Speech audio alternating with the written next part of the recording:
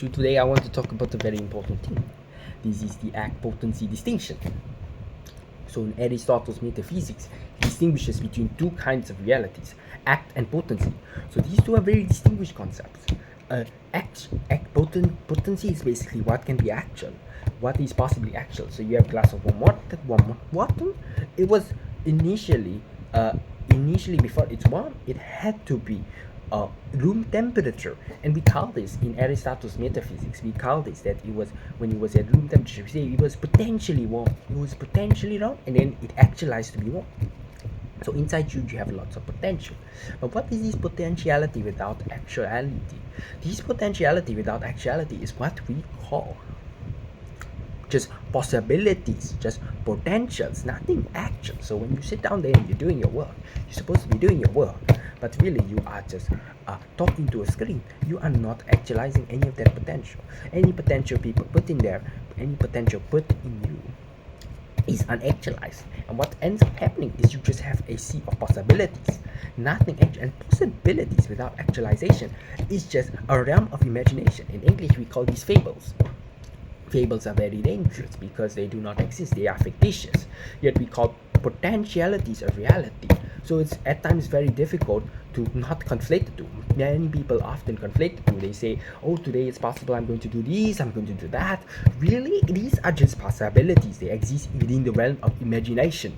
It is not really true that such things are going to occur today. Maybe it's possible that you have the right mind. Maybe it's possible you drank enough water and your prefrontal cortex enables you to do these things in this order at a very specific time, by a very specific time, and you're able to fulfill your goals. Maybe that is possible, but that is highly unlikely. And because it is highly unlikely that all these things line up together, your actualities do not actualize. Your potency does not actualize, and at the end of the day, all you end up having is just a full sea of potencies, unactualized potencies, which is just fictitious. It is imagination. None of it matters. If you just have potency, if you just have potentiality without actuality, what ends up happening is that you feed yourself into this delusion. You conflate the reality of actuality with the reality of potency, and you end up having bums, you end up having homeless people, not necessarily all of them, but some of them, I would say most.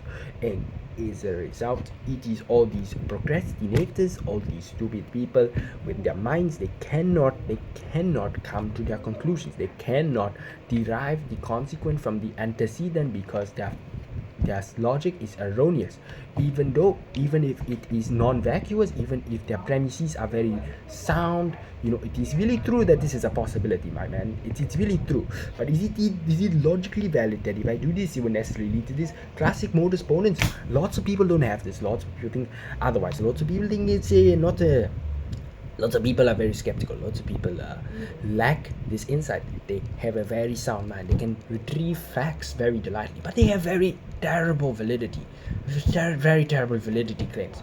I don't claim to have supreme validity. I do not claim to be a professional validist.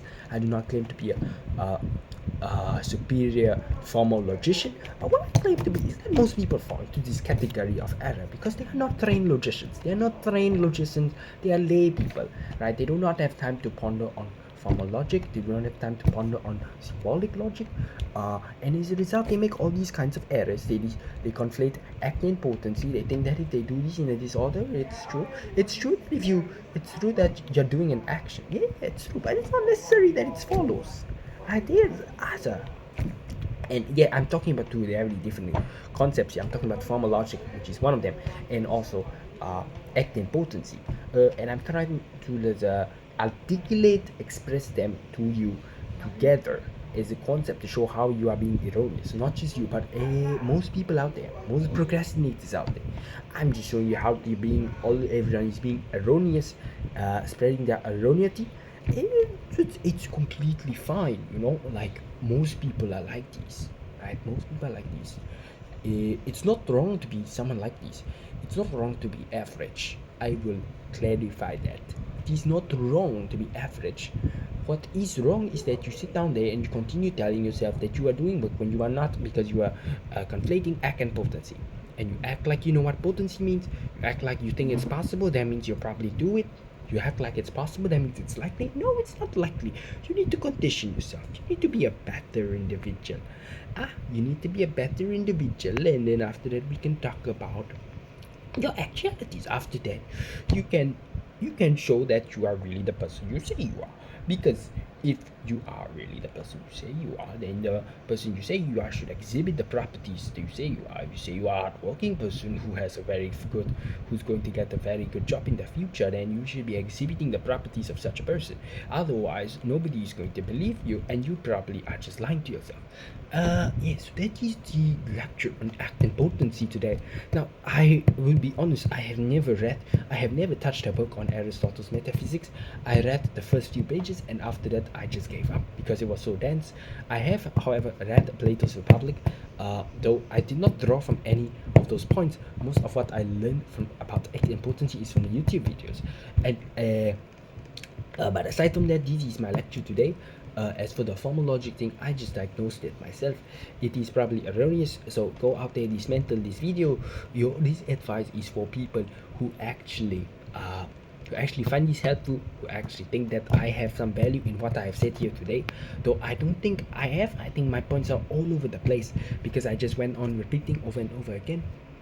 But like I said, it's completely up to you, right? So just take this to yourself and think to yourself, is what is said here today, did I watch this 6-minute video, is it valuable to my life, will it add any value to my existence? Take that to yourself and just ponder, sleep on it, whatever you want. That's all. Okay, God bless people. Have a nice day. Eat your lunch, eat your dinner, treat yourself to some nice prawn, some nice lobster. On the side note, today is May, today is the 26th, 2026. It's time to enjoy.